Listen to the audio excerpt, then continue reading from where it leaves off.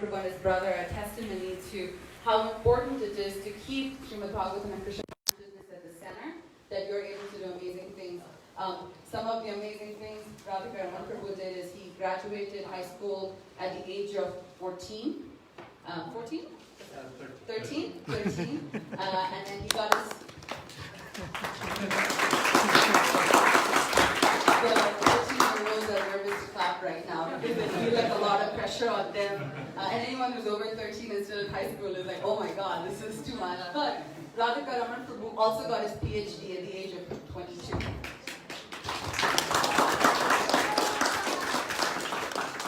He has spent his entire life traveling and teaching. He continues to share his instructions with Guru Master and Srila Prabhupada by continuing to teach the teachings of Srimad Bhagavatam and our Goswamis. Prabhu today is a professor at Utah State University where he teaches Hinduism and world religion as well to the students. Prabhu is here for this past 3 days here in Austin, and yesterday he took us in an amazing journey discussing forgiveness. Today we'll continue talking a little bit more about forgiveness, but from the lens of the Bhagavad Gita. Let us give a huge Austin, Texas style welcome to Radhika Raman Prabhu by loudly chanting the Hare Krishna Maha Mantra to welcome him. Hare Krishna, Hare Krishna, Krishna Krishna, Hare Hare, Hare Rama, Hare Rama, Rama Rama, Hare Hare.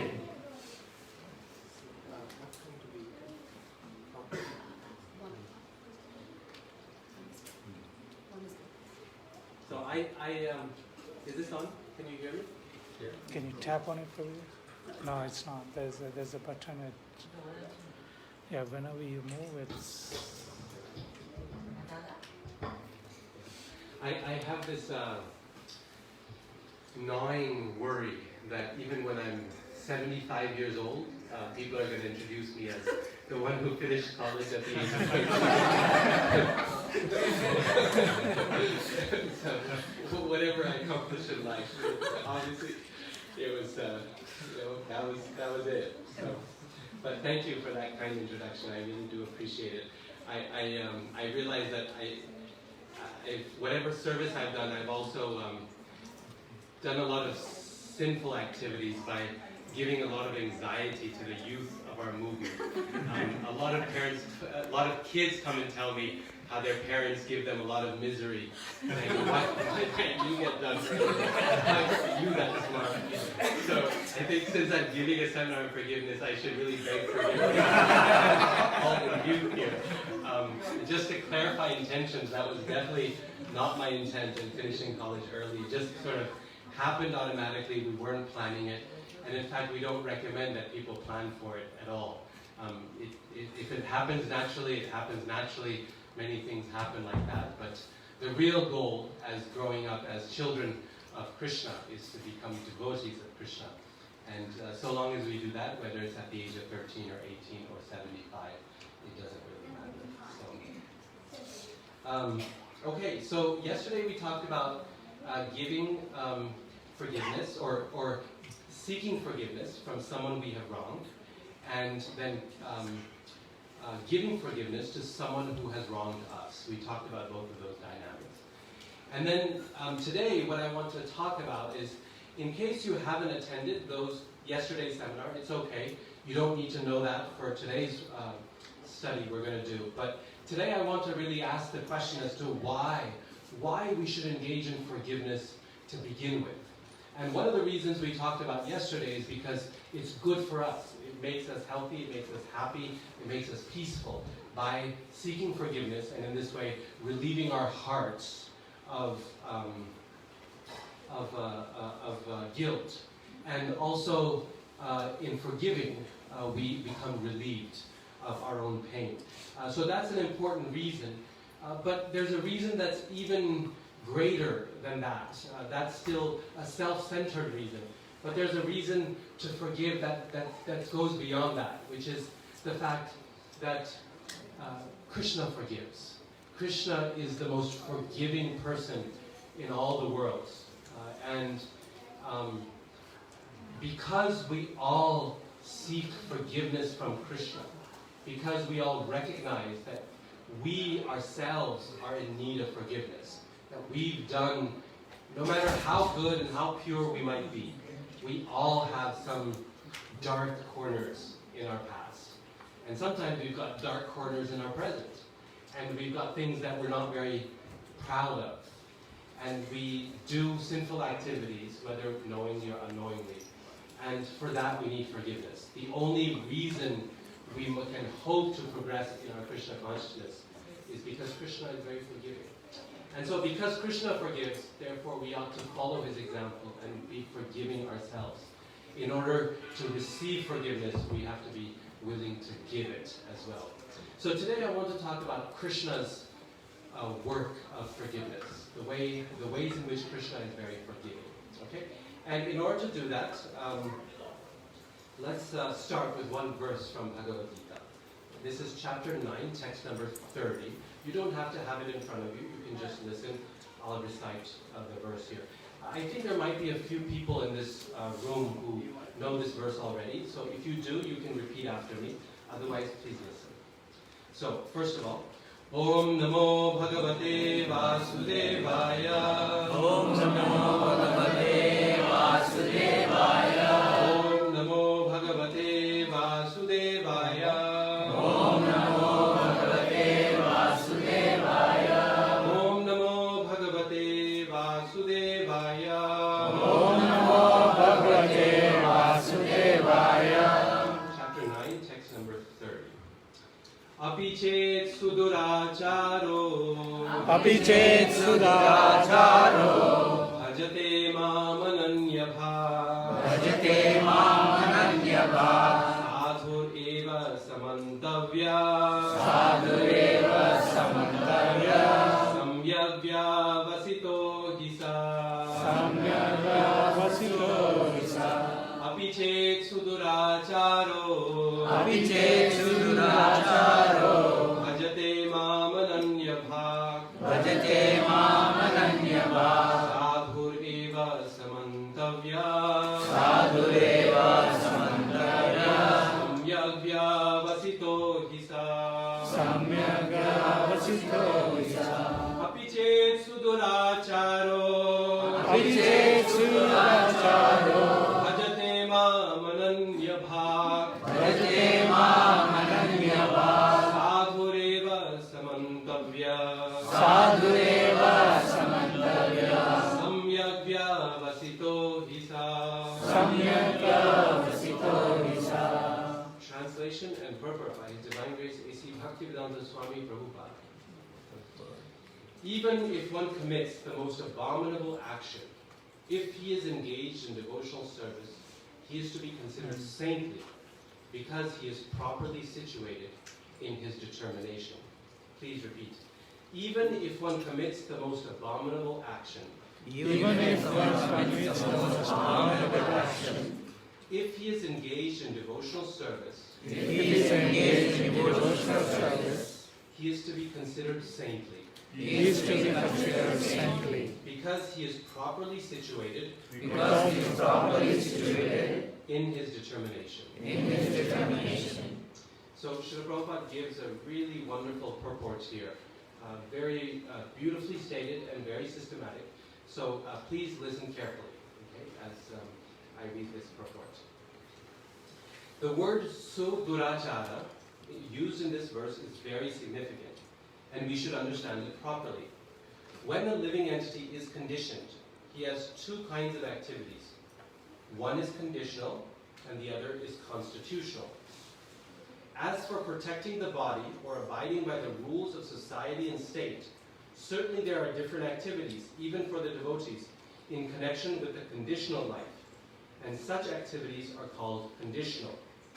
Besides these, the living entity who is fully conscious of his spiritual nature and is engaged in Krishna consciousness or the devotional service of the Lord has activities which are called transcendental. Such activities are performed in his constitutional position, and they are technically called devotional service. Now, in the conditioned state, sometimes devotional service and the conditional service in relation to the body will parallel one another. But then again, sometimes these activities become opposed to one another. As far as possible, a devotee is very cautious so that he does not do anything that could disrupt his wholesome condition. He knows that perfection in his activities depends on his progressive realization of Krishna consciousness. Sometimes, however, it may be seen that a person in Krishna consciousness commits some act which may be taken as most abominable socially or politically. But such a temporary fall down does not disqualify him. In the Srimad Bhagavatam it is stated that if a person falls down but is wholeheartedly engaged in the transcendental service of the Supreme Lord, the Lord, being situated within his heart, purifies him and excuses him from that abomination. The material contamination is so strong that even a yogi fully engaged in the service of the Lord sometimes becomes ensnared. But Krishna consciousness is so strong that such an occasional fall down is at once rectified. Therefore, the process of devotional service is always a success. No one should deride a devotee for some accidental fall down from the ideal path. For, as explained in the next verse, such occasional fall downs will be stopped in due course, as soon as a devotee is completely situated in Krishna consciousness. Therefore, a person who is situated in Krishna consciousness and is engaged with determination in the process of chanting Hare Krishna, Krishna Krishna, Hare Hare, Hare Rama, Rama Rama, Hare Hare, should be considered to be in the transcendental position, even if by chance or accident he is found to have fallen. The words sadhu eva, he is saintly, are very emphatic. They are a warning to the non-devotees that because of an accidental fall down, a devotee should not be derided. He should still be considered saintly, even if he has accidentally fallen down. And the word mantavya is still more emphatic. If one does not follow this rule and derides a devotee for his accidental fall down, then one is disobeying the order of the Supreme Lord. The only qualification of a devotee is to be unflinchingly and exclusively engaged in devotional service. In the Nrsimha Purana, the following statement is given. Bhagavati chahara vananya cheta vrishamaninopi virajate manushya nahi shashakalusha chabi kadachit timira para bhavatam upaiti chandraha.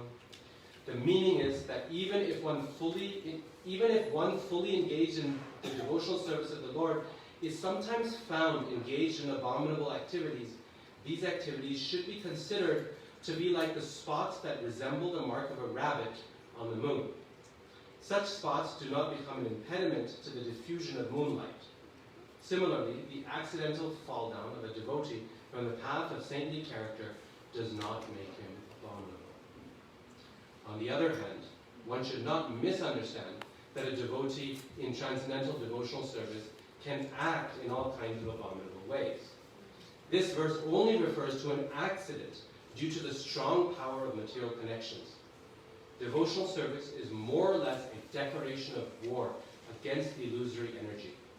As long as one is not strong enough to fight the illusory energy, there may be accidental fall downs. But when one is strong enough, he is no longer subjected to such fall downs, as previously explained. No one should take advantage of this verse and commit nonsense and think that he is still a devotee.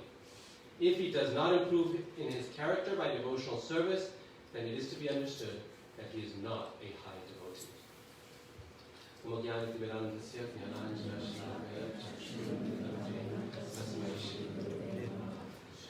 So in this verse, Prabhupada is making a very significant, very interesting point in the purport. He's saying that all of us, as we're trying to be devotees, everyone here, we're on the path. And as we're on the path, we have two different natures, two different tendencies. One is our conditional nature, our conditional life. So our family obligations, our jobs, our studies, our relationships, our fights and our quarrels and all kinds of things, right? We've got one track in life, which is all about just living life in this world and surviving and trying to flourish. On the other hand, we are trying our best to rise above this and be devotees. people who are tolerant and humble and devoted and self-controlled and all these good qualities that we want to achieve as devotees. And for that we engage in Krishna's devotional service. And devotional service means that we're doing something that is spiritual, transcendental. So we have this material track, and we've got this spiritual track.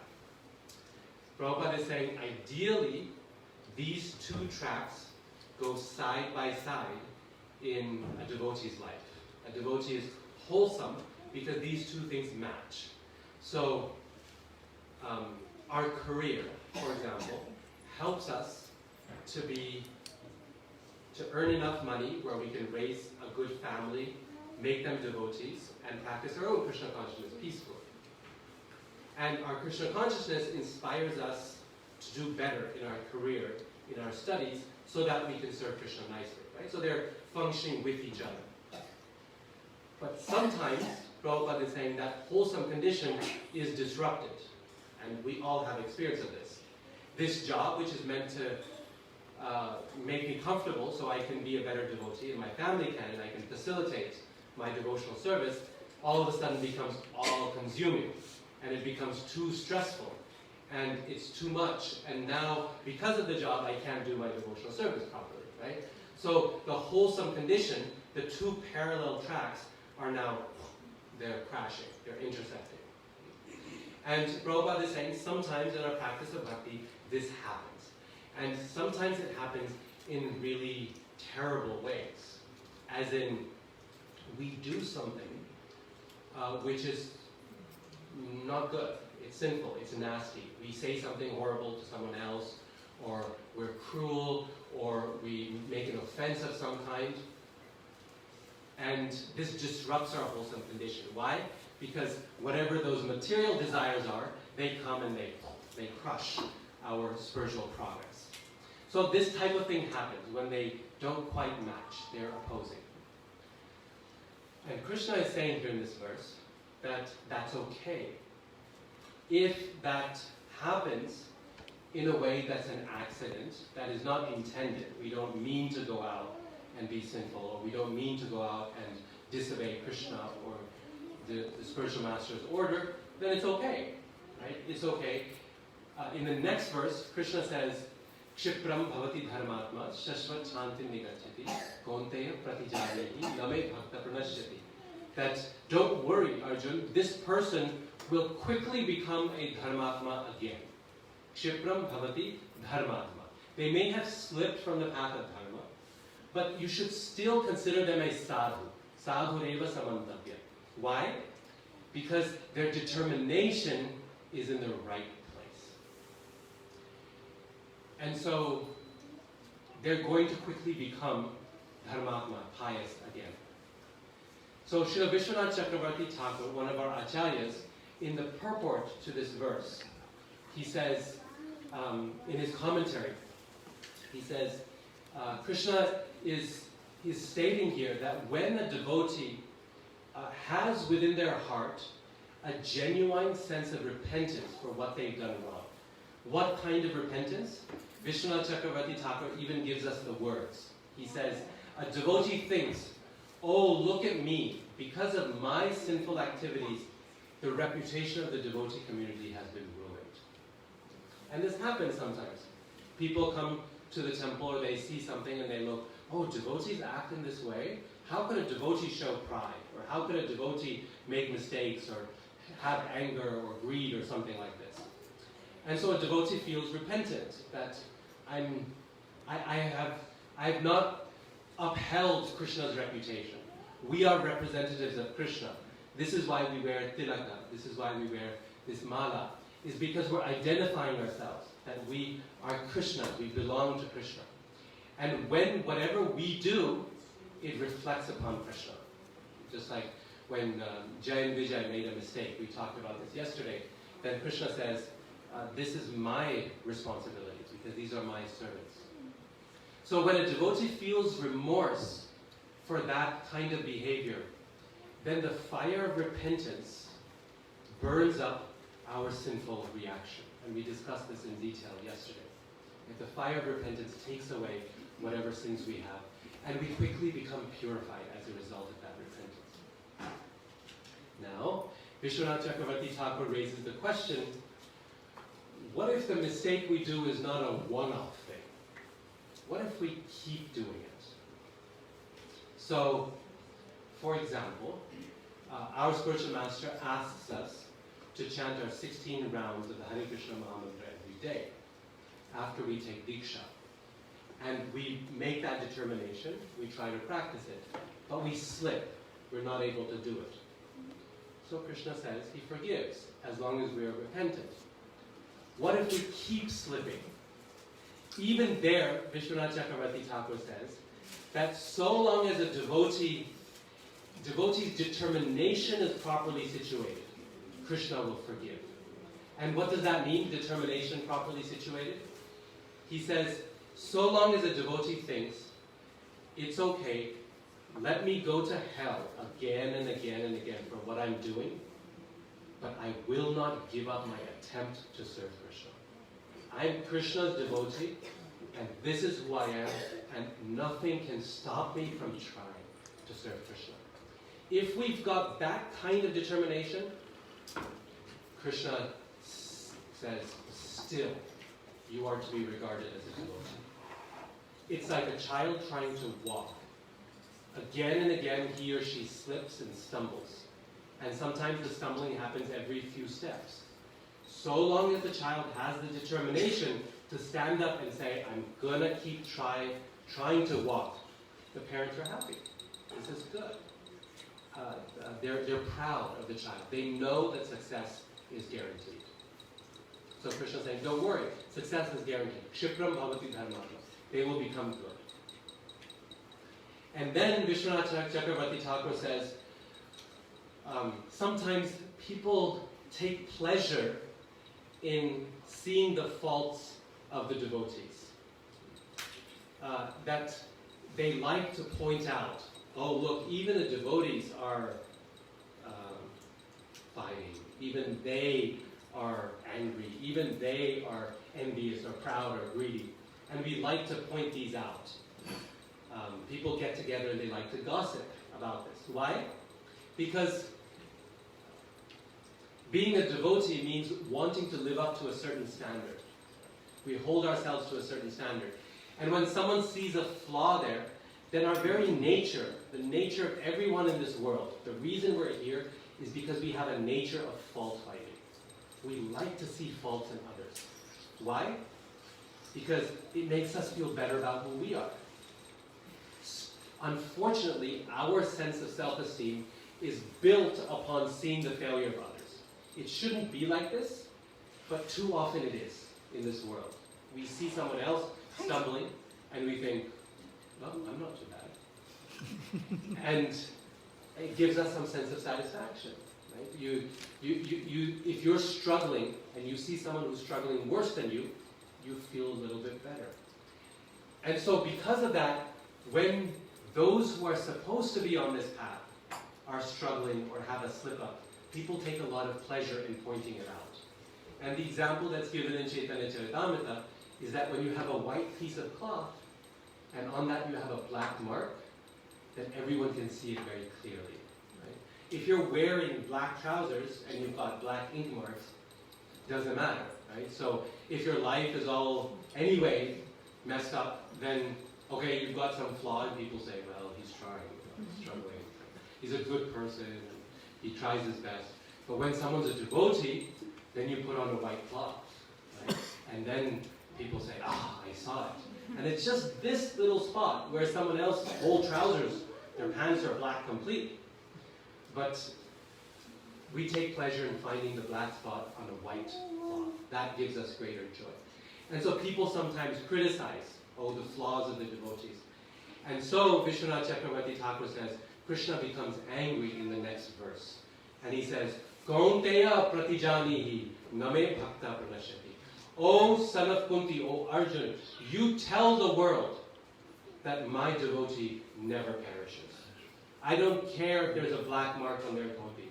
I don't let them be destroyed. That's my guarantee. I take care of them. You tell the world. And he tells Arjun to tell the world, because Krishna knows that his reputation in the general world is not always great. People often criticize Krishna, isn't it? In India, people still criticize Krishna. He dances with other men's wives. What kind of example is this for other people? And Krishna steals butter, and this is no good. And he leaves Vrindavan, the people who actually love him, and never comes back, even though he promised he's going to come back. And they find all kinds of flaws in Krishna, that he doesn't keep his promises, he's not a straightforward person. I mean, Lord Ramachandra, it's easier. He's Maryada Purushottam. But even now with Lord Ram in India, people find flaws with him, right? So this is our fault-finding nature. Even God stands before us and we want to see faults in him. So what to speak of each other? It's very easy to find flaws. So Krishna knows his reputation. He knows what people think of him in the general world. So he says, Arjun, you tell people, because your reputation is better. Arjun's reputation is pretty good. Right? So he says, you tell them, and they'll believe you. So this is important to note, right? As devotees of Krishna, it's our job to make Krishna believable. He's telling Arjun to do this, but he's telling all of us also that if we're Krishna's devotee and we have faith in Krishna, then our job is to make Krishna's words believable to others. Because people may not have faith in Krishna. But if they see a good person, if they see a good devotee before them, they'll have faith in Krishna because they have faith in you. Because they think, this person is such an upright, nice, honest person. The God he worships must be really wonderful too. Where is he getting his inspiration from? So, this is what he's asking Arjun to do. Please note that when Krishna is making promises, when he's making declarations to his devotees, not to the world, but to his devotees, then he promises himself. Right now he's declaring to the world, the whole world should hear that my devotee never perishes, and he tells Arjun to go declare it. But when he's making a promise to Arjun, he makes it on his own account. And the famous verse is, Manmana bhavamad bhakto madhyaji mam namaskuru mam e vaishyasi satyam te pratijane priyosi me. He uses exactly the same word he used here, pratijane, in a slightly different form. He said, pratijane, there he says pratijane, I promise. But this time, he's not saying, Arjun, you promise. He's saying, no, I promise. What does he promise? Arjun, think of me, become my devotee, offer your worship unto me, and I promise you, you will come back to me. Because he's speaking to his devotees, and his devotees do believe Krishna, they have faith. But when he's speaking to the world, he tells Arjun to make that declaration, so that people will have greater faith in what Krishna has to say. So, Krishna's making a point here. He's actually getting upset that why is it that people find faults like this?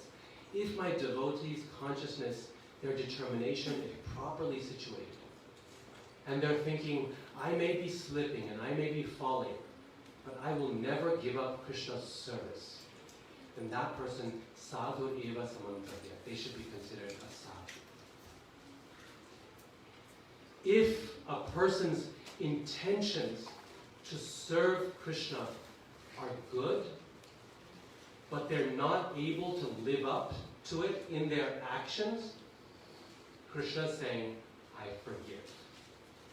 If your intentions are good, samyak vyavasita, your intention is good, but we're not able to live up to it in practice because of weakness, Krishna says, it's okay.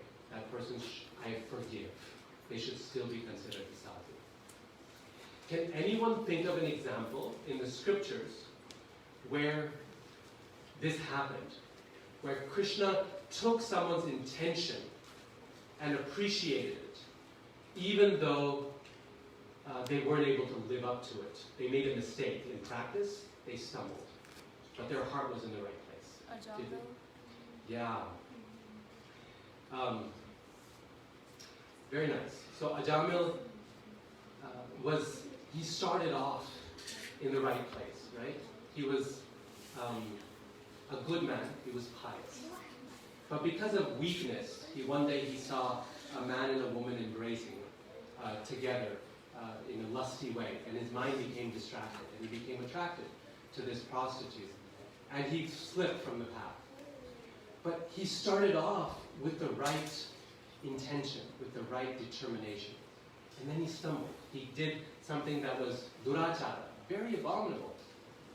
Gave up his parents, gave up his family, gave up his home, and went off like this. But in the end, when it came time for him to die, his past attachment to Krishna came back.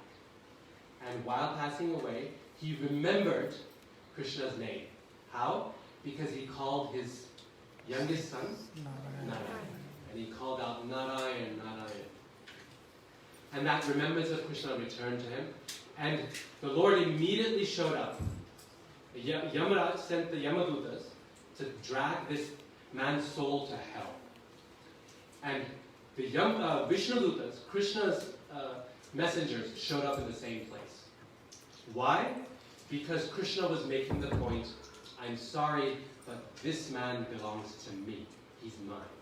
Kshipram bhavati dharmatma, kaunteya pratijagnihi name bhakta pranashti. He will become righteous in time. Give him a little time. He'll become righteous, but my devotee never perishes. He belongs to me, hands off. And he made that message so clearly that the Yamadutas had to leave. And in fact, the Yamadutas go back to Yamaraj. And they have this whole conversation with him. This is a part of the story we often don't know, we don't read. But they have this whole dialogue with him. And they say, what's going on? Yamaraj, you are the upholder of dharma. Your word is absolute. And you practice the Vedas.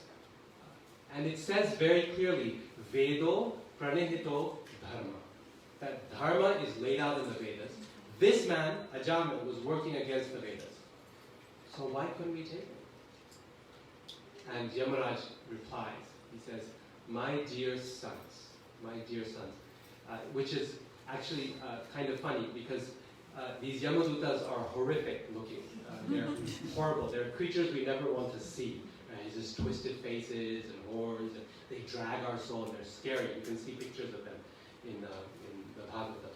They're horrible looking. But for Yamaraj, they're his children. They may look bad, but they're his children. They help him in his service, which is to take souls to hell. And so he says, my dear sons, your point is very good. In general, that's true. I apply dharma. But you're wrong about the fact that the Vedas lay out dharma. Yes, in general. But where do the Vedas come from? The Vedas are coming from the Supreme Lord. And so he replies to them, not Veda pranahito dharma, but dharmam tu sakshat bhagavat pranita. That dharma is given directly by Bhagavan, by Krishna. And when he decides that this person belongs to me, sorry, we can't touch him. I mean, that's above our pay grade. We don't have the right to touch this person. So a wonderful example of how Krishna takes intention and ignores our action when our action is not quite there. Any other examples of Krishna taking our intentions and ignoring our actions to help us out?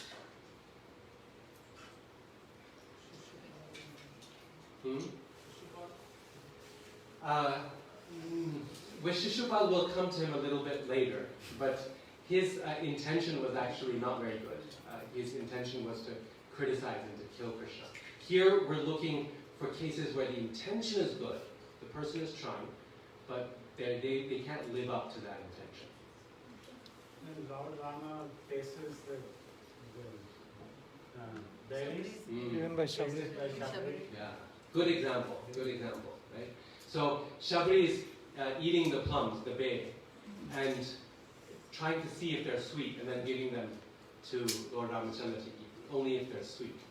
And technically, according to the scriptures, this is totally wrong. Right? Forget the scriptures, it's just bad manners for a guest who's come, if you're going like that. So it's socially, as Prabhupada is saying, socially it's improper, he says in this book. But Lord Ramachandra sees the intention. Why is she doing that? Because she wants to have it all to herself? No, because she only wants to give the sweetest and the best to Lord Ram. The intention is so pure that Lord Ram accepts it.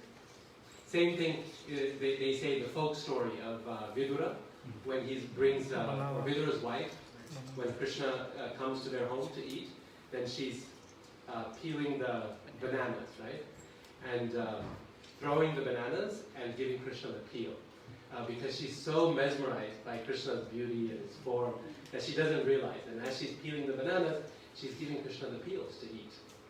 And Krishna is eating the peels as if it's the most delicious thing in this world. Why? Because he's not eating the peel or the banana. What is he eating? Love. Her intention, right? Her love. That's exhibited in the intention, I want to please Krishna. Another very nice example in this regard is that of Sudama. Sudama comes to Krishna with broken chipped rice, broken pieces of rice. And Krishna, when he comes up, Krishna says, "You have something for me. I know you brought a gift." And Sudama is so embarrassed. He says, "No, I didn't have anything." He says, "No, I know you brought it. Give me. Where is it?" And he snatches it from Sudama. And he's eating it. He's relishing it. What is he relishing? Sudama's intention. The action may be not up to par, but the intention is clean, is pure at heart. So Krishna says, okay, I'll ignore the action and I'll accept the intention. And therefore it says, bhavagrahi janardana. That Janardana accepts the bhava. The whole verse actually is about pronunciation of Sanskrit. That sometimes people mispronounce the Sanskrit. He says, some people say, you're supposed to say Vishnave Namaha in Sanskrit. I offer obeisances to Vishnu. But some people say Vishnaya Namaha. Because just like you have Krishnaya Namaha, so they think, oh, for Vishnu it must be Vishnaya Namaha. But it's not, it's Vishnave Namaha. But the verse says, whether someone says Vishnave Namaha or Vishnaya Namaha, it doesn't matter. Why? Bhavagrahi Janardana. Because Janardana, Krishna takes the bhava. He says, he knows this person is calling me. He knows. Just like when a child, when they're first learning how to speak, and they say something, then no one can understand what they're saying. But the mother and the father, they can understand.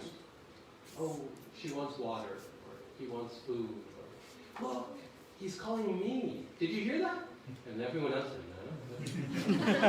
no. No, they said my name. Did you hear that? And so Krishna is exactly the same way. He's like a proud parent. And everyone else says, well, what are you saying? No, not Vishnaya Namaha, it's Vishnave Namaha. Get this right, okay?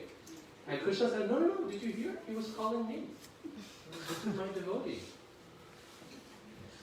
So in this way, when it's helpful for us, Krishna is so kind, he's so compassionate, that he accepts the intention and he rejects, he avoids, he forgets the improper action. Now, here's the amazing thing.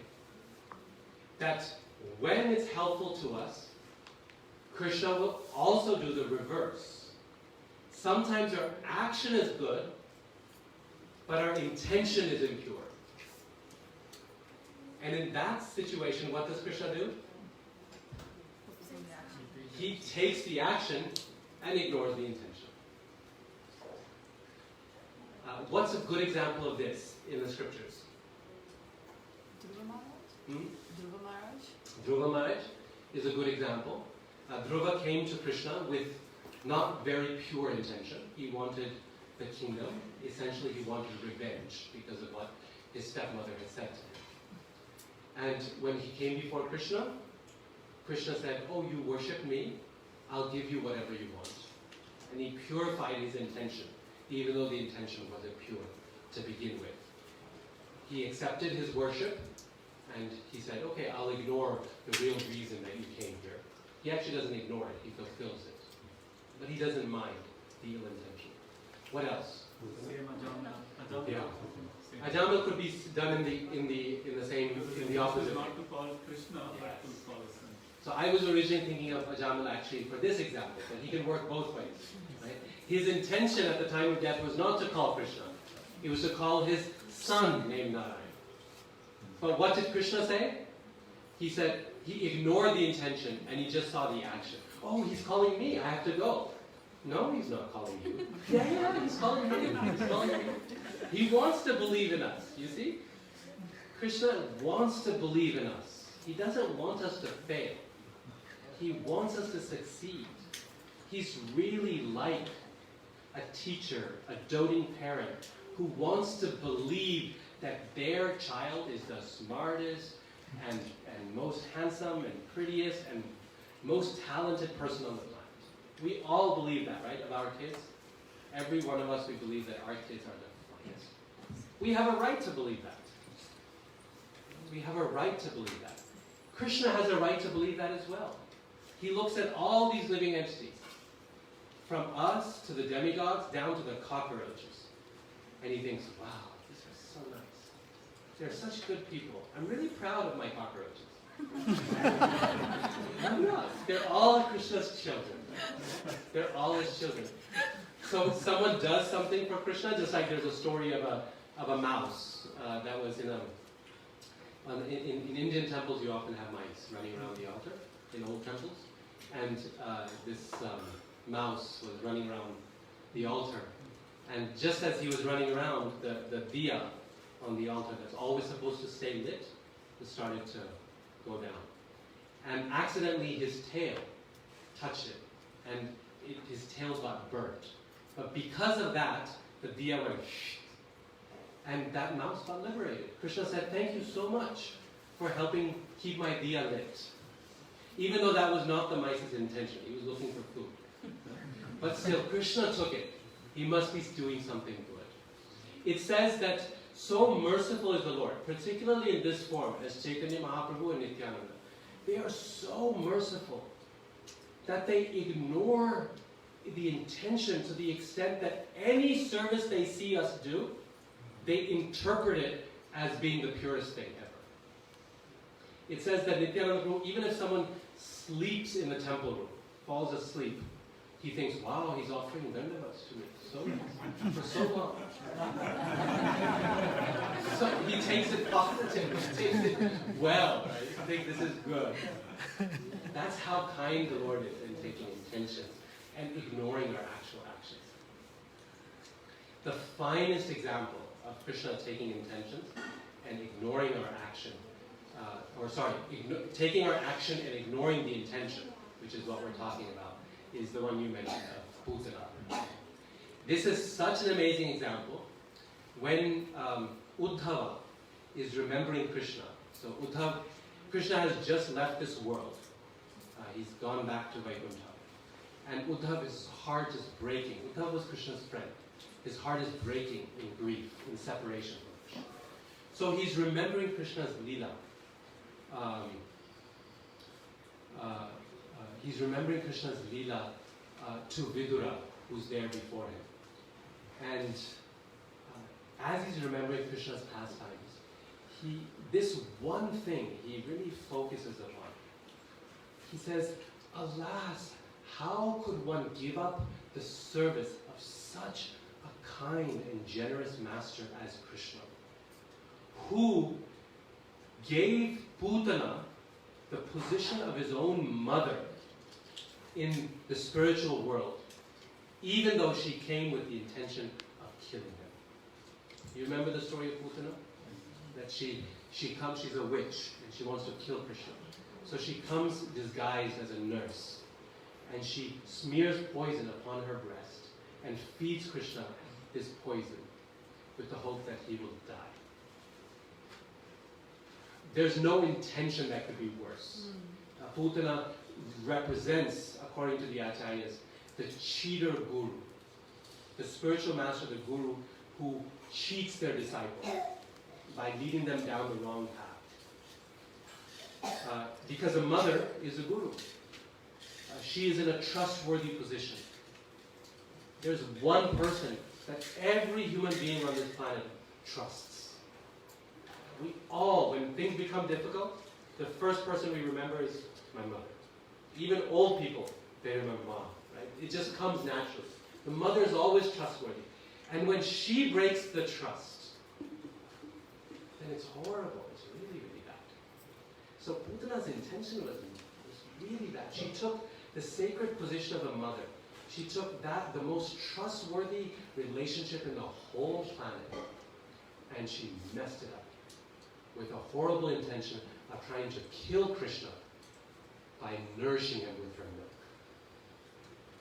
And Krishna, what did he do? Uddhava is marveling. He says, amazing how Krishna is. That he saw the action and ignored her intention.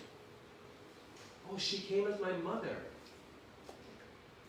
But Krishna, she was trying to kill you. No. She came as my mother. She was giving me milk. But she was trying to kill. No, it doesn't matter. And as a reward for her seva, Krishna gives her the role of mother in the spiritual world. He enters into a vatsalya relationship with her as a reward for her action, despite the polluted intention. So Krishna does this even with us in our practice of bhakti. So often it happens, right, that we're doing our devotional service for Krishna, we're doing our seva, and as we start our seva, the intention is good. I want to serve Krishna. I want to make him happy. But halfway through that service, our intention starts to become polluted. I'm leading kirtan for who? For Krishna's pleasure. I'm thinking, I hope Krishna is pleased. And as I'm singing, the devotees are becoming more and more ecstatic. Haribol, Haribol. And halfway through the kirtan, I start thinking, oh, my kirtan's pretty good. The devotees are excited. Wow, they're watching me. Okay, let's look more sincere.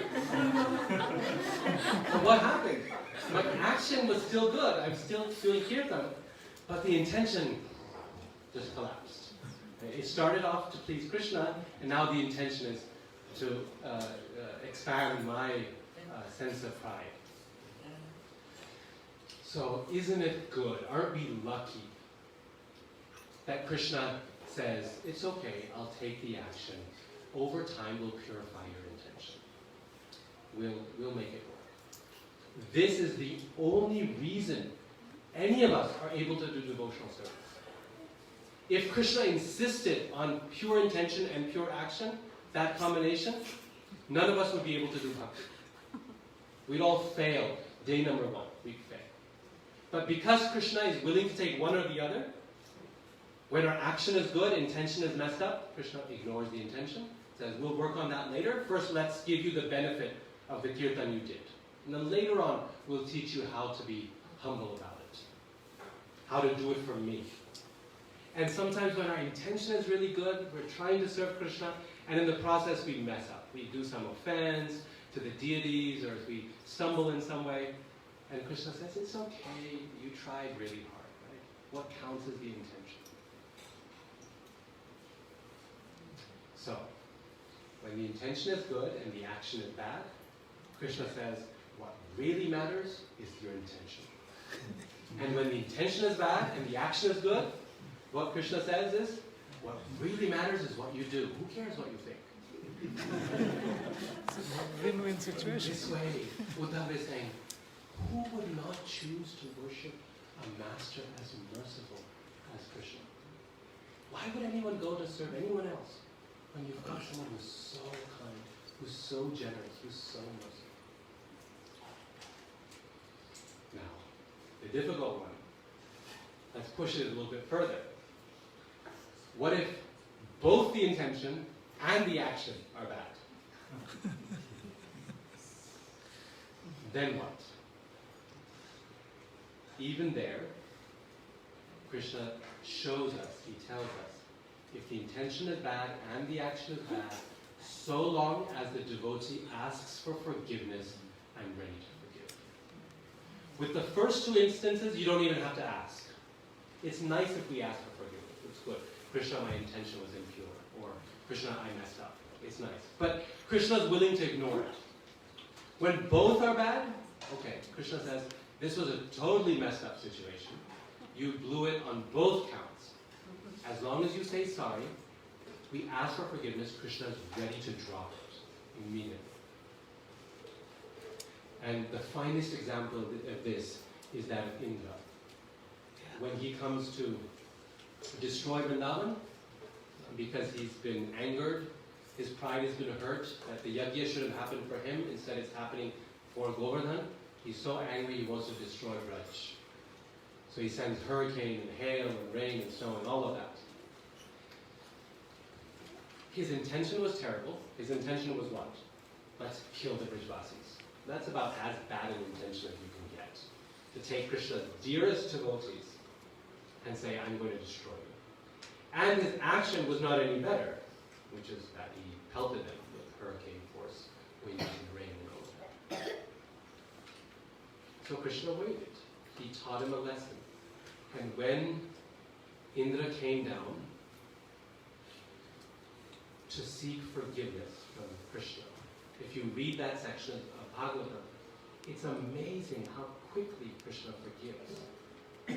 And how gently he does it. We discussed this yesterday. He doesn't even do it in public. Even though Indra hurt all the Brijvasis, or tried to hurt them, Krishna doesn't even hold a public lashing for him. He doesn't say, okay, now you stand in the village square, and I want you to be on your knees and apologize to the whole village. He doesn't even do that. He meets Indra in private, in a secluded, quiet place, so as not to humiliate him. Takes his apology and says, okay, I just wanted to teach you a lesson. I don't hold anything against you. Please go. Go back to heaven. I don't want your kingdom of heaven. You do what you have to do. Just don't forget who's really the master. Same thing in the case of Daksha and Lord Shiva. After this whole fiasco happens between Daksha and Shiva, then Brahma comes to Lord Shiva and he says, okay, everyone has suffered so much. Daksha has, suffered, all his associates have suffered. Please now calm your anger. Please forgive them.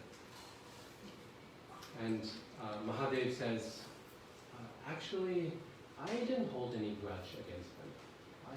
I had no problem with them. Yesterday I was making a joke that, this doesn't seem real because he actually did have a problem. But I shouldn't have said that. Right? That's not true. It is a fact that Lord Shiva doesn't hold any grudges. Right? He's Ashutosh. He's very easily pleased. And he's telling them, the only reason I did all of this was to get them to the point of asking for forgiveness. And now that they are coming in a forgiving mood, in a mood of an apologetic mood, I don't have anything against them. I'll give them back whatever they lost. They can go back to doing what they want. Daksha can go back to his yajna, and Bhrigu can go back to his mantras, and everyone can do what they want. I have nothing against them. When our intention is bad and our action is bad, both, sometimes Krishna gives us some reaction, some little reaction. He gives us some of our karma. We should get a lot, but he gives us a little. To just kind of prod us to the point of seeking forgiveness, that we recognize our mistake. So he'll give us a slap here and a slap there, just like he did with Daksha and he did with, and we come to realize, like with Indra, oh my, I made a mistake. Just to bring us to the point of forgiveness, of apology. And the minute we come to Krishna with a repentant heart and say, I'm sorry I did this, I let you down. I'm sorry I let the devotees down, as Vishwanath Chakravarti Thakur was saying. Immediately Krishna says, okay, let's forget it. Let's forget about it. Let's move on. I don't hold any grudge against you. That's the ideal example of forgiving. And the last scenario. So, if our intention is good but action is bad, if our action is good and the intention is bad, our intention is bad and the action is bad, and the last scenario is when the offense is not towards Krishna. All three of these circumstances was when we offend Krishna. But rather the offense is to a devotee of Krishna. Then, how does Krishna forgive? And the answer is he can't. It's not that he doesn't want to, he just can't. because the offense was not to him. Right? I mean, suppose you offend her, right? You I don't know, say something nasty to her. Yes. Afterwards. And then, and then after you do that, right? And then I come around and say, Prabhu, it's okay, I forgive you. That doesn't make any sense. She has to forgive you. I can't forgive on her behalf. So when we offend Krishna's devotee, when we do something against the Lord's devotee, then Krishna says, I can't forgive you for this. All that Krishna can do, he still wants to help, okay? He still doesn't abandon us, he doesn't crush us. How does he help? What does Krishna do to help? Give some reaction. Hmm? Give some reaction, make him realize. Yeah, he may give some reaction to wake us up, to help us realize. But, For example, when Nityanand Prabhu was hurt by Jagai and Magai, and Paul Prabhu came to know of it, and he just wanted to kill them, but Nityanand was so kind and mercy, and says no. And then God Prabhu showers his mercy on these two, and gives them the standard. all, exactly, a wonderful example. All that Krishna can do in that circumstance to help is he tells us, he points us to say, go ask forgiveness from the devotee. He directs us in the right way.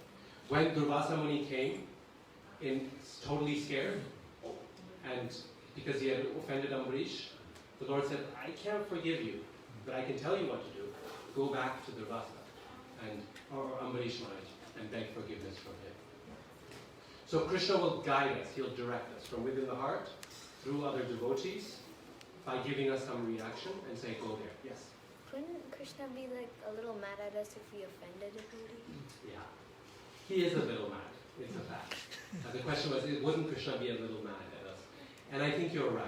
I may be portraying this situation too gently. I think in this situation, Krishna is actually upset. He's upset in the way that a parent would be upset if someone did something to their kid. Like, he really does get upset. At the same time, he doesn't want to destroy us, especially if he sees that it was kind of an accident or a result of our anarthas. He says, let's fix this, right? From his perspective, it's kind of like a parent and their child, right? And their kid is fighting with some other kid on the playground, and they're beating each other up. And Krishna's first reaction is, stop doing that. Don't harm my child. Don't harm my devotee. And then the next reaction was, let's fix the situation because you're both my children. And so this is the thing about Krishna, is that we're all his children. And so when one offends another, Krishna sees it as a teaching moment.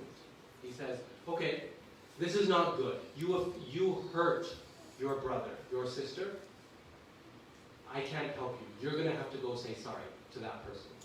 But at the same time, I don't want to destroy you because you're also my child. You're also my devotee. Maybe not as advanced, but you are. So he wants to work out the situation. And he directs us to go to that devotee and seek our forgiveness. So think about how amazing Krishna is. How amazing his example is. How many different ways he's trying to help us and make us better. When the intention is good, he ignores the action. When the action is good, he ignores the intention.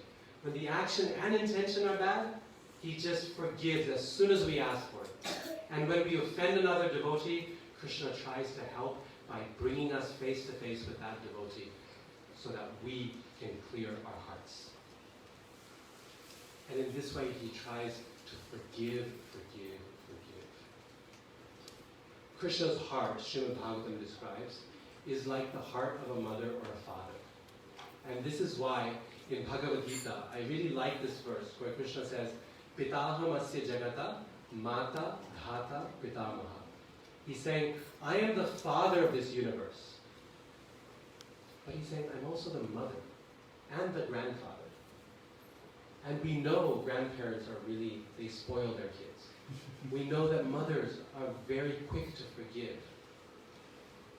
Krishna has a very soft heart, and he's very quick and easy to forgive. This is the crest jewel of Krishna's qualities. And he tells us in Srimad Bhagavatam that this is the crest jewel of a devotee's quality as well. He says of all the qualities of a devotee, of someone with Brahminical nature, the best of these qualities is the quality of forgiveness. Because it's the one quality that gives us happiness and peace, and gives others happiness and peace as well. It's the one quality that is the antidote to the ocean of faults that exists in this material world. This material world is a place where everyone is hurting everyone else. This is the nature of this world. We're all jabbing and poking at each other. Every minute, practically, this is what we're doing. We're like a bunch of like sharp rocks in a bag. Each one is jabbing. And forgiveness is the one balm. It's the one thing that smooths things out, that allows us to live happily and peacefully in this world. So Krishna displays it so well all throughout the scriptures. And then he asks us to display it. So in this verse, when Krishna says, Apichet suduracharo bhajate mam ananiva, sadhu eva samantavya, when he's telling us, you consider my devotee a good person, a sadhu, even if they do something wrong. Krishna is telling us because he's showing us by his own example. He has the right to tell us, to order us, because he practices this himself. He practices what he preaches. Krishna is so kind, therefore he's turning around and telling us, you want this forgiveness from me? In your practice of bhakti, then you please give it to others as well. So, we'll stop there and see if anyone has any questions or comments or anything. We have just a few minutes left. Yes, ma'am. Question about this action and intention. Where does instead where this Muslim says haram, where does this that he gets spiritual? Yeah. So in Chaitanya Charitamrita, Prabhu is mentioning this point where it says that even if one takes the name of Ram without meaning to, like the Muslims, they say haram, so they say Ram. Or we say Dodge Ram trucks. We end up saying the name of Ram. Then you get benefit. So this fits in very nicely. It's another good example, right, of how Krishna ignores the intention and takes the action. He says, oh, this person said the name of Ram. They didn't mean to say the name of Ram. They were saying haram, or they were saying Ram trucks, or whatever. But there's certain brands that are very good for devotees. Dodge Ram trucks, and you wear Adidas shoes. Servant of Adi, of the original. I like that. There's many good ones there. There's also Brahma, the canopies on pickup trucks. There's a brand called Brahma canopies, which is really nice. So you can remember Krishna like this. GM is Gaudiya Mattu. He was there. He was there. It's like doing Yeah. brand promotion here. So Gopachandra Prabhu is going to go back to God and just like working very much. Could also be Guru Maharaj. Yeah, Guru Maharaj. Yes, Guru. When two Mataji. devotees fight, like Bhishma and Arjuna, then Krishna has to take a weapon, which he promised not to take it. How do you explain that? Yeah. So when two devotees fight, like Bhishma and Arjuna, Krishna takes a weapon that he's not supposed to take. He's promised not to take. How do you explain that, is the question. And there's no good explanation. This is why Krishna is saying, Arjuna, you tell the world that my devotee never perishes. Because Krishna, he makes two promises, two types of promises. One promise is that my devotee will never perish. And he makes this promise again and again in Bhagavad Gita. Name bhakta pranashyati. Yoga kshema vahamyam. I preserve what they have and carry what they lack. He says, bhavami nachirat partha. Tesham aham samudharta. I quickly lift them in the ocean of this world. He says, moksha yishyami ma shucha. I will deliver them, do not fear. Krishna promises again and again and again in the Bhagavad Gita and everywhere else that my devotee is always protected. Ma shucha. And then there's that promise, and then there's every other promise Krishna makes. Like, I'm not going to lift the wheel of the chariot. Like, I'm not going to steal butter from you. Or I'm not going to do this or that. Krishna makes all kinds of other promises. That first promise is that's the promise that Krishna preserves over all other promises. When Arjun was in danger, Krishna had to weigh two promises. I won't lift a weapon, that was one, or my devotee never perishes, that's the other. Which one? This one always wins out. And this is why Krishna might fail in many things, but the one thing he never fails in is to protect his devotees. And this is why his name is Achyuta, one who never fails. Now, there's a nuance to your question, which is that Bhishma was also a devotee. So how was he protecting Bhishma? And the answer to that is very beautiful, actually. Prabhupada describes this in the chapter called Passing Away of Bhishma Dev, chapter 9 of the first canto. Bhishma Dev is on the battlefield, and he's lying there on a bed of arrows, all the arrows, and he's waiting for the battle to be over. And once the Kurukshetra war is over, the Pandavas and Lord Krishna and all the sages, the rishis, come to see Bhishma Dev before he's going to die, before he's going to leave this world. Because he could leave at will, right? He had Ichamriti. So he could leave at will. So they all gather together.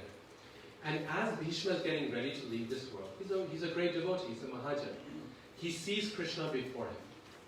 And he begins to meditate upon Krishna. And what is he meditating upon? He's meditating on that form of Krishna that he saw at that moment in the battlefield when Krishna came to kill him. Imagine, of all the things that he could remember, what is he remembering? His memory is so sharp. You know when there's important moments in life that are really life-changing? And you remember, like, your memory is like hyper-specific. You remember every detail and every breath and every smile. And you remember random little things that there's no reason to remember. It's like that. This was such a powerful moment for him. He's remembering Krishna is there and he's running towards me like a lion, picking up the wheel of a chariot. And along the way, he drops his upper cloth. So he wears this cloth on top and he falls. He's coming in such a rush. And then he remembers Krishna seated on the chariot with Arjun behind him. And he says that in his right hand, Krishna has the reins of the horses. And his left hand, he has the whip to keep them going. And his body is decorated with beads of sweat from the exertion and also dusty because of the dust kicked up by the hooves of the horses. And not only that, he's also decorated with blood caused by the arrows that I shot and I hurt Krishna with. What a thing to remember. His relationship with Krishna is so unique, it's so special. It's this virya rasa, which means the chivalrous rasa. And he's thinking, I got Krishna at that moment. Those arrows hit their mark. But Krishna looks beautiful in every circumstance. So decorated with dust, sweat, and drops of blood. And as he's standing there, he remembers which hand had the reins, which hand had the whip. And Arjun behind him, Partha there. That's the form he's remembering as he's dying. And Srila Prabhupada says something very beautiful in the purport. He says that this vision of Krishna as Parthasarathi on the chariot was not available even to Arjuna. Arjun was behind. Why? Because Arjuna was behind the scene, right? He wasn't seeing Krishna, he was behind Krishna. He was actually part of the scene. So this was a vision that was specially meant for grandfather Bhishma. So in this situation, Krishna, he protected both, right? He gave Arjun protection by stopping Bhishma from killing him. And he gave Bhishma protection by giving him the vision that would take him back to Godhead. The vision that he wants to remember at the end of his life. On that battlefield of Kurukshetra, Krishna, there were hundreds of millions of people. And Krishna had a personal, special exchange with every single one. The vision Bhishma could see, Arjun cannot. What Arjun was experiencing with Krishna, Bhishma could not. Everyone had a special connection with who Krishna was. And so, from the external perspective, we can look at it and we can say, Bhishma, look at poor thing, he's suffering like anything. How could Krishna do this to him? He's his devotee and he's lying there on a bed of arrows. It's a horrible death. From an external vision, we might think like that. But what's going on between Krishna and his devotee? No one knows. Grandfather Bhishma is in ecstasy, thinking about the time when he shot Krishna and Krishna shot him, or tried to. He's having joy, ecstasy, thinking of that. So therefore Prabhupada says, in a purport in the 11th canto of Bhagavatam, he says, actually, it's not Prabhupada's purport, it's his disciples' purport. It says, wonderful point. He says that, actually this is in the 4th canto of Bhagavatam, it is Prabhupada's purport. He says that there is a huge difference between an enemy, a conqueror attacking the enemy, and a father punishing a child. There's a world of difference between the two.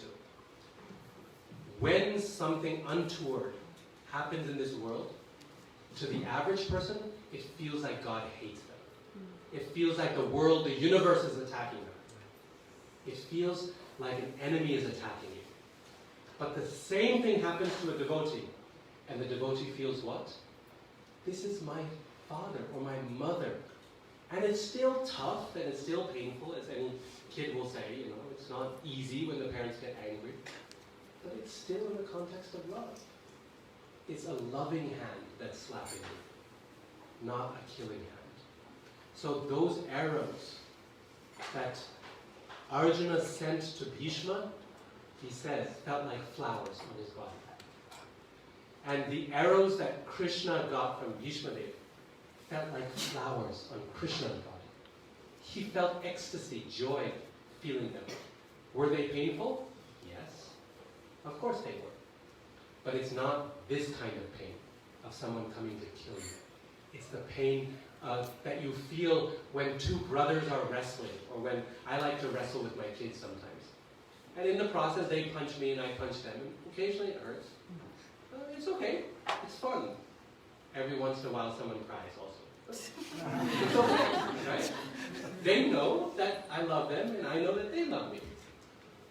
It's all in the context of play. So that's the nature of suffering when Krishna gives it to his devotees. When he wants to punish them or teach them a lesson, that's what he's doing. Yes?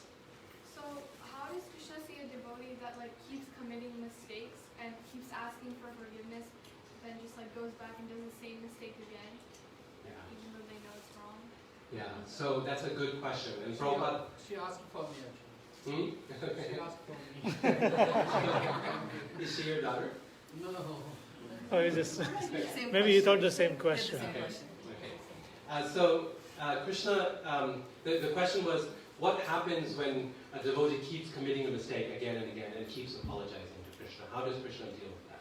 And in the last paragraph of this purport, I'm so happy you brought this question up, because we need to balance this picture of Krishna's mercy with one little thing, which is to say, if we intentionally keep doing the same mistake over and over and over again, with the idea that Krishna is going to forgive us, then that becomes offensive. Then we cannot expect Krishna's forgiveness. Typically what he'll do is he'll start giving us the reaction for our actions, for our mistake. If we keep repeating it, He's not going to let us scot-free. He gives us the reaction. Why? Because he says, okay, if you're not going to learn by kindness, then maybe I have to slap you. Maybe I have to teach you a little bit of a harder lesson, right? So he'll give us some reaction, and hopefully we'll wake up. Oh my, I was using Krishna. My priorities were all messed up. And then if we don't learn again, he'll give us a little more of a reaction, and more of a reaction, and so on and so forth. Okay? So we don't want to be in that place. We don't want to commit sins with the expectation of One last question? Okay. Yes, please. Okay, so let's say you offend a devotee, and then when Krishna tries to bring you back together and make you ask for forgiveness, you just make it worse. Then what does Krishna do? Say that again. Repeat your question.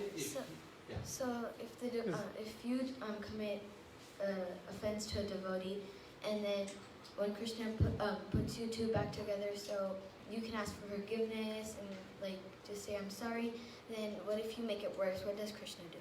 Yeah, great question.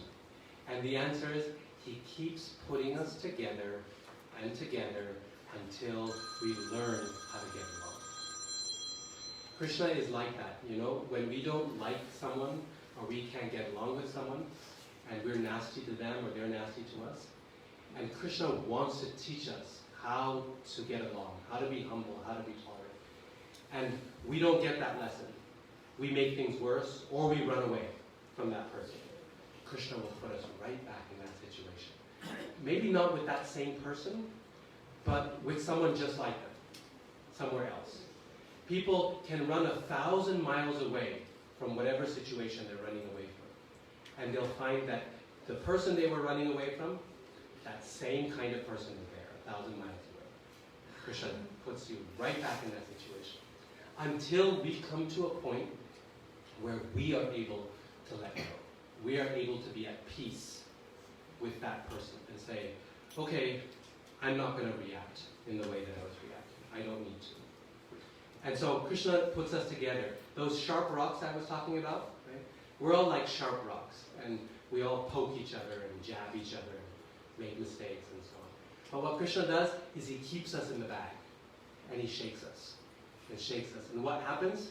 As those rocks jab and jab and jab at each other, they just become smooth. They start becoming smooth. So if we don't want to become smooth ourselves, if we don't do it voluntarily, Krishna will put us in the bag. And he'll shake us. And this is why as devotees we try and try. This is the thing, is as devotees, we have nowhere to run, isn't it? I mean, the point is, you don't like someone at the workplace, what do? You just avoid them. You stop sitting with them at the cafeteria. You don't like your neighbor, what do? You don't talk to them, you don't see them. You don't like a devotee, what do? Well, you still come to the temple. You eat prasad with them. You have to serve with them. You have to do everything with them. Krishna doesn't allow his devotees to escape. Because he wants us to learn. The rest of the world can run away, and he doesn't care. You learn, you don't learn, your karma can teach you. But with you, I want to teach you. I want to make sure that you come out a polished jewel. And to polish you takes a little bit of work. So I'm really, really so happy that this is one of the things that I find very special about Austin, is that the youth here always listen so well, and they always have such great questions. So I want to especially thank the children of the Sunday school for being so involved in participating. This happened yesterday. It happened last year as well. The kids were also enthusiastic, and you don't get to see that in many temples. The kids are usually off doing something else. So thank you for all your wonderful questions and comments and attentive listening. I really enjoyed it very much and appreciate it. Hare Krishna.